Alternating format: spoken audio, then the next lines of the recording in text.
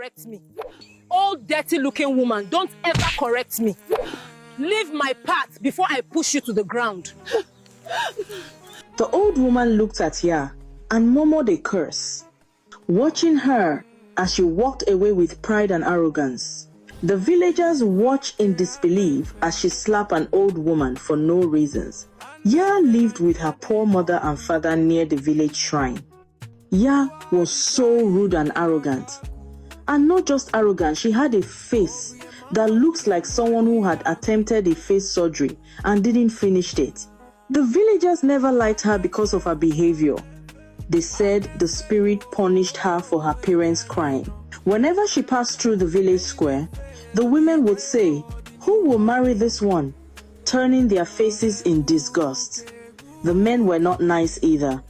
They would say, "I pity the man who will marry this arrogant and ugly thing." Some would even say, if they dash her for free with a plot of land, they will still not marry her.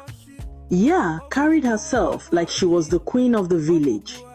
She was never bothered by what the villagers said. She saw herself as the pride of the village. Even when the maidens gossip about her, saying, "We will all marry the good men.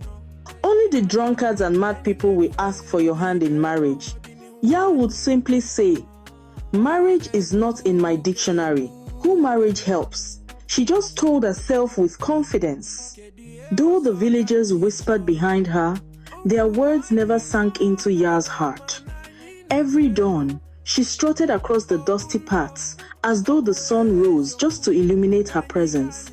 Her mother would call after her, begging her to soften her tone, to humble herself, to mend her ways, but Ya only waved her hand dismissively. That morning, after slapping the old woman without a hint of remorse, she lifted her chin and kept walking. Children scurried out of her way, clutching their mother's cloths. The market women paused mid-sale, watching her with a mixture of fear and irritation. Even the goats stopped chewing, as though sensing the tension that followed her like a shadow. Near the shrine path, her father sat carving a piece of wood. He looked up as Ya approached, her steps loud, her pride louder. "Ya," he said quietly, "you walked through the village today like the gods owe you tribute." "And they do," she replied, brushing dust from her wrapper. "Look at me. I am not like these villagers who have accepted mediocrity." Her father sighed deeply, the kind of sigh that carried both exhaustion and resignation. "One day, Ya, the world will show you that beauty of heart weighs more than beauty of face."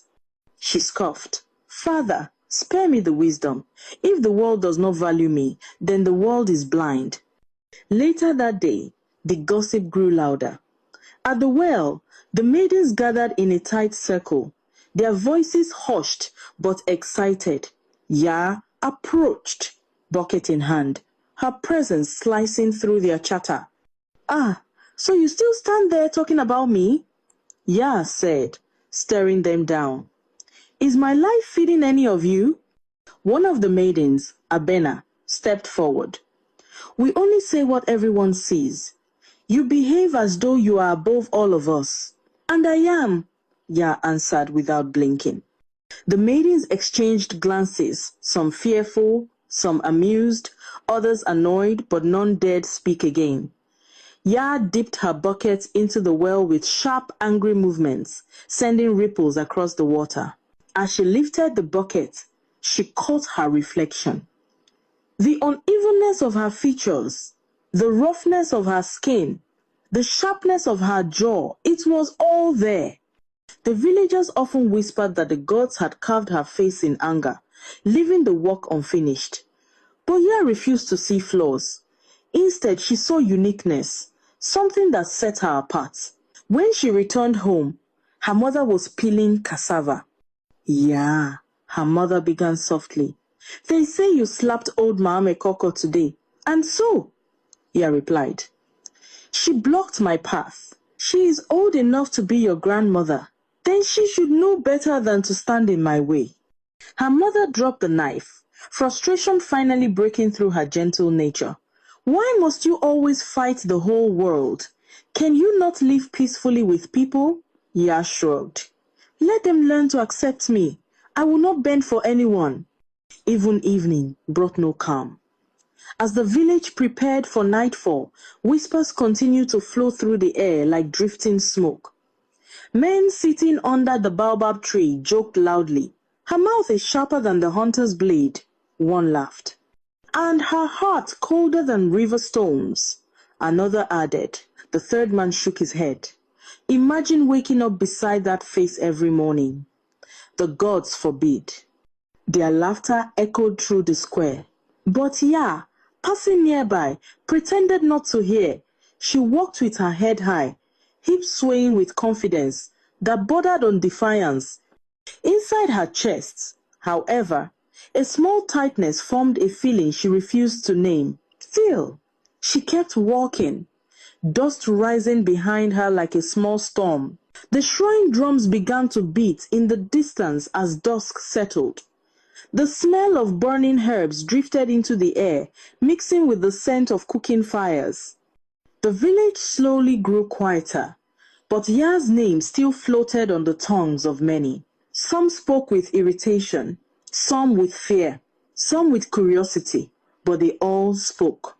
And Ya, returning home with the last light of day, whispered to herself again, I am the pride of this village. One day they will see it. She repeated it like a chant, letting the words wrap around her like armor as the shadows lengthened and the night crept in. That night, as Ya slept, the moon hid behind a thick veil of clouds.